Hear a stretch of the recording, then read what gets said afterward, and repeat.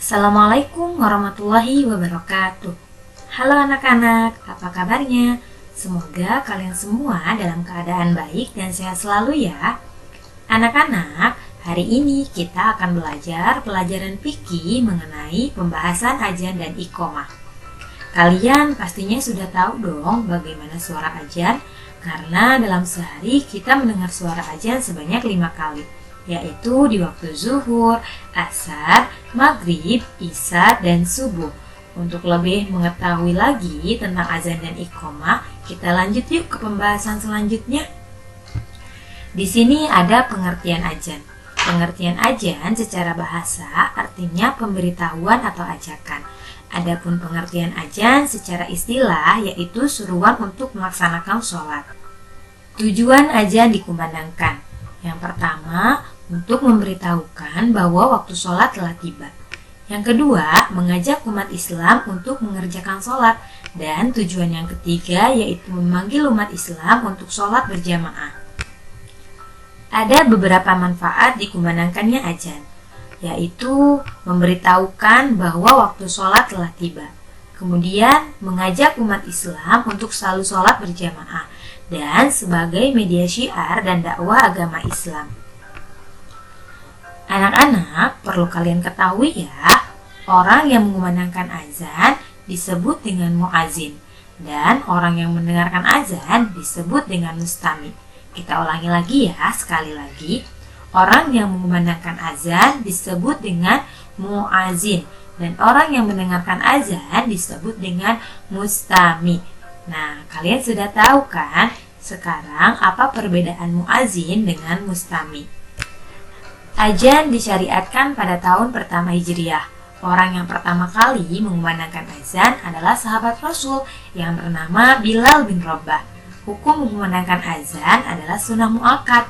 Azan harus dikumandangkan dengan suara yang nyaring supaya terdengar sampai jauh.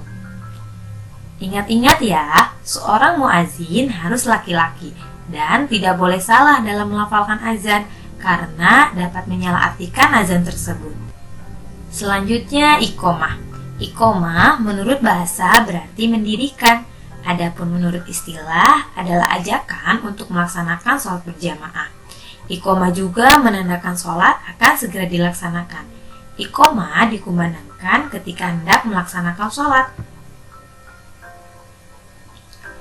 Tujuan dari iqomah. Jika iqomah telah dikumandangkan, maka imam dan makmum segera menyiapkan diri untuk memulai sholat berjamaah. Orang yang iqomah sebaiknya orang yang mengumandangkan azan. Dan jika iqomah telah dikumandangkan, segera rapatkan barisan dan diutamakan mengisi saf depan terlebih dahulu ya. Anak-anak, melafalkan iqomah disunahkan agak cepat ya.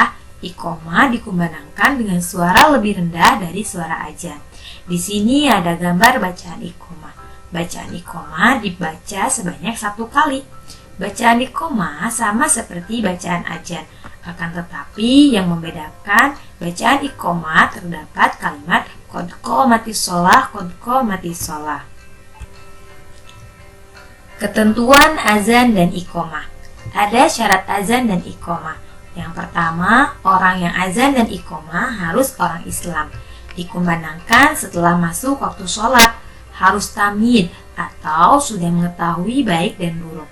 Kalimatnya diucapkan secara berturut-turut. Yang terakhir, syaratnya adalah tertib atau kalimatnya harus teratur.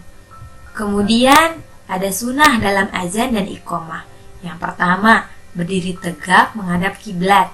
Kedua, suci dari hadas. Ketiga, berdiri di tempat yang lebih tinggi.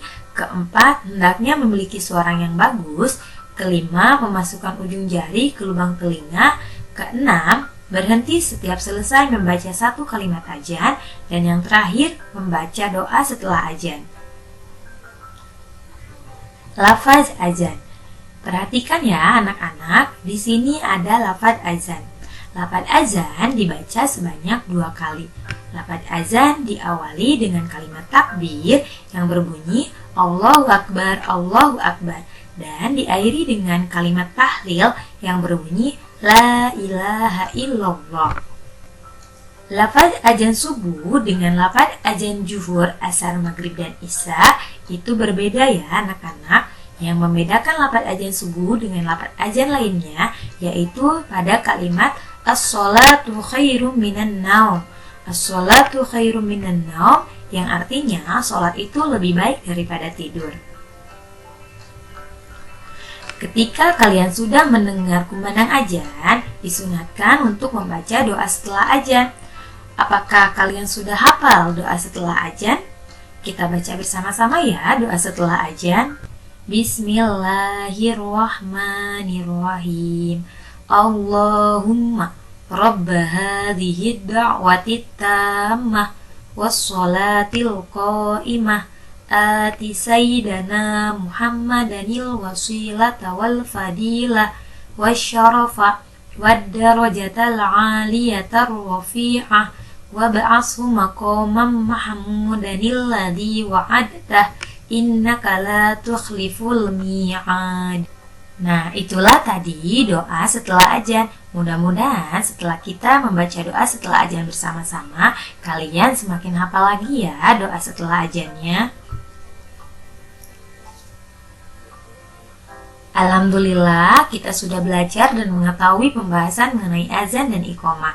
Jadi, jangan lupa ya, jika sudah mendengar azan berkumandang, bersegeralah mengambil wudhu dan melaksanakan sholat. Jangan membiasakan diri menunda-nunda sholat ya. Apabila menunda sholat, rasa malas akan datang.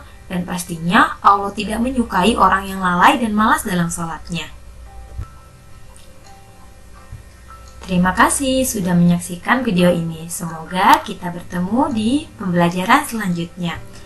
Wassalamualaikum warahmatullahi wabarakatuh.